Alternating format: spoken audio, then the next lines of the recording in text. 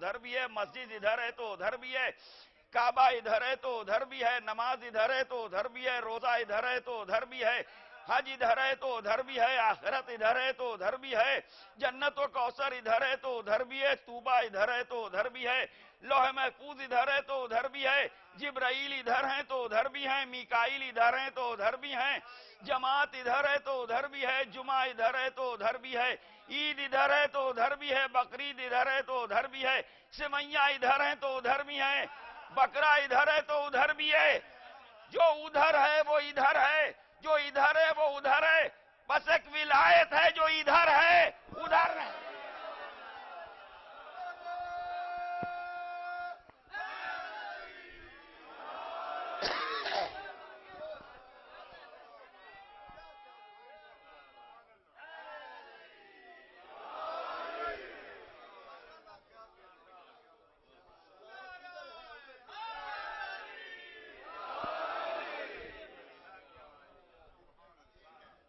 کہاں ہیں ڈفرنسز؟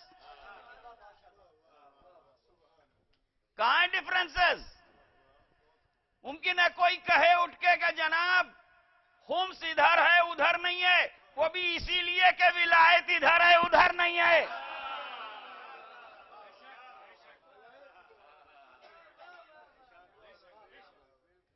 ممکن ہے کوئی کہے جناب تراوی ادھر ہے ادھر نہیں ہے، وہ بھی اسی لیے کہ ولایت ادھر ہے ادھر نہیں ہے۔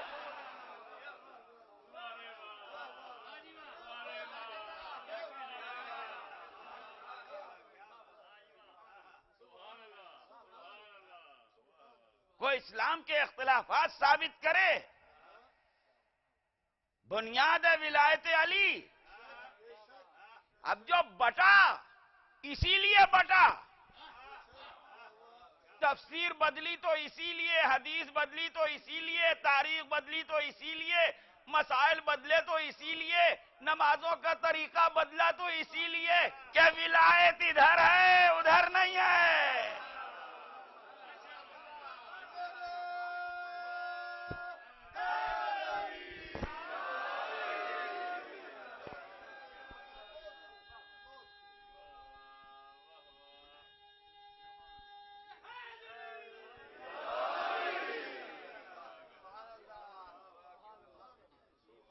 کہاں اختلاف؟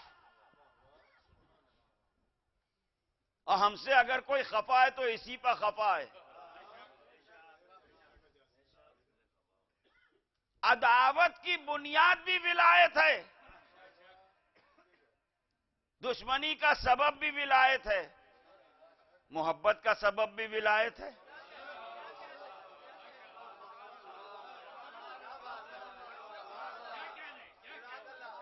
آپ ملاحظہ فرما رہے ہیں ایک ہی شے ہے مگر دوہرا اثر ہے، کسی کو کھینچ رہی ہے کسی کو بھگا رہی ہے۔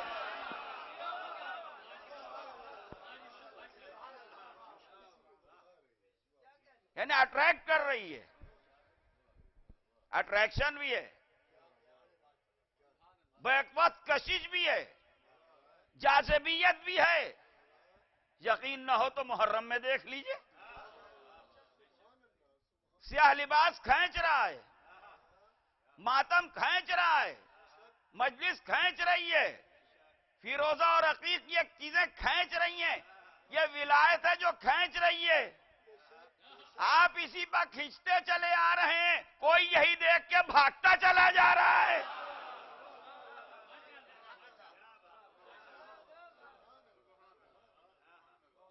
بنیاد ہے ولایت علی، بنیاد ہے ولایت امیر المومنین۔ کون سی چیز ایسی ہے جو اوپن نہیں ہے؟ کتابیں تو سب کے سامنے ہیں، کون سی چیز ہے جو چھپی ہوئی ہے؟ کیا سمجھ میں نہیں آتا کہ حدیث کو تو سب نے لکھا،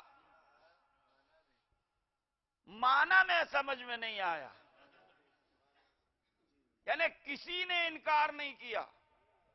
اور عجیب بات ہے، دو حدیثیں ہیں جو دادا کے لیے ہے اس کا بھی انکار کسی نے نہیں کیا، متفق بین الفریقین ہے، اور جو پوتے کے لیے اس کا بھی انکار کسی نے نہیں کیا۔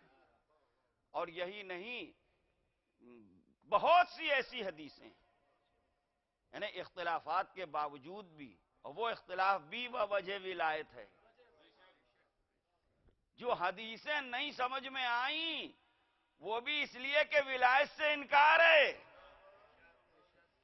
لیکن اس کے بعد بھی بہت کچھ ماننا پڑا، بہت کچھ تسلیم کرنا پڑا، بہت کچھ لکھنا پڑا۔ ایک سلسلہ احادیث ہے جو حدیثیں متفق بین الفریقین ہیں۔ چنانچہ دو حدیثیں میں آپ کے سامنے پیش کروں گا جو تمام علماء اسلام نے لکھی اور کتب اسلامی ان حدیثوں سے چھلک رہی ہیں، اور بھی بہت سی حدیثیں ہیں۔ اور خالی ایک ذرا سا اشارہ کر دوں کیونکہ بالکل تازہ بات ہے کہ یہاں مجلس کے بعد جب ہم لوگ گئے وہاں تو امہ ایک چینل آتا ہے، اس میں مختلف قسم کے سوال و جواب ہوتے ہیں۔ تو اب آپ دیکھیے، یعنی اتفاق سے جو موضوع میں نے چھیڑا وہی بات وہاں سامنے آ گئی۔ تو بڑے بڑے علماء بیٹھے تھے، 3-4، اور فرمایا آپ نے، اور وہ سوال و جواب کا سلسلہ تو 2-3 آدمی امامت کے لیے سوال کر چکے تھے کہ شیعہ جو امام مانتے ہیں اور امام جو 12 مانتے ہیں، تو امامت پر سوال کر رہے تھے۔ اس میں ایک صاحب سے کہا گیا کہ آپ جواب دیجئے، جو علماء بیٹھے تھے، تو اب انہوں نے دیکھیے جو جوابات دیے وہ سنیے، کہ آپ جواب دیجئے۔ یہ وہ معاملہ ایسا ہے کہ آدمی بھاگ کے جائے تو کہاں جائے؟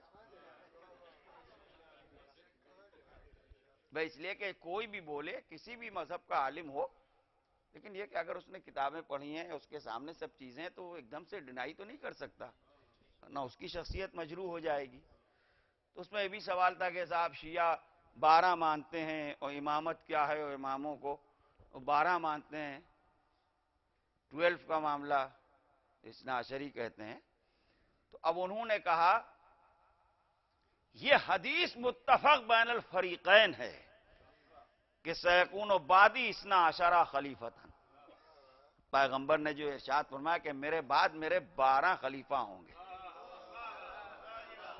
12 جانشین ہوں گے، اور کلہم من قریش، جتنے ہیں سب قریش میں سے ہوں گے۔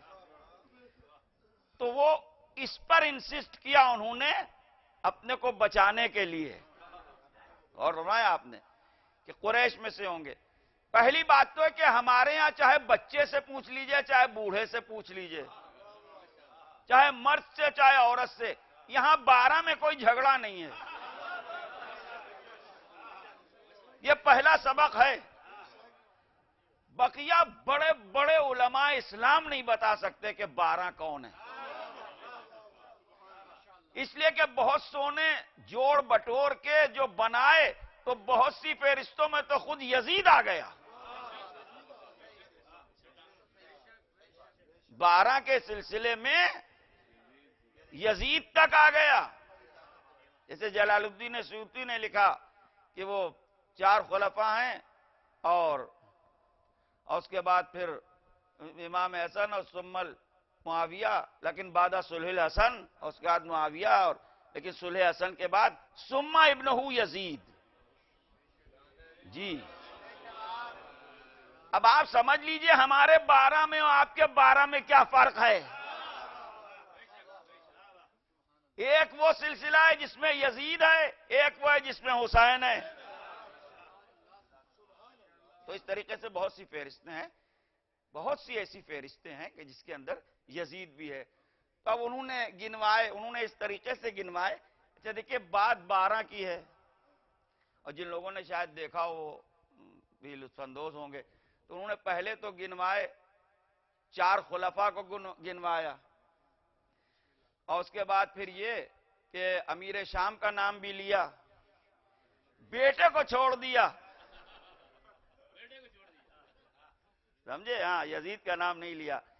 پھر کہا کہ وہ عمر ابن عبدالعزیز باغ کہتے ہیں کہ وہ اچھا تھا، اس کو شامل کر لیا بنی امیہ والے، اور پھر کہنے لگے کہ وہ پھر بنی عباس کا سلسلہ تھا، تھے تو وہ بھی سب قریش،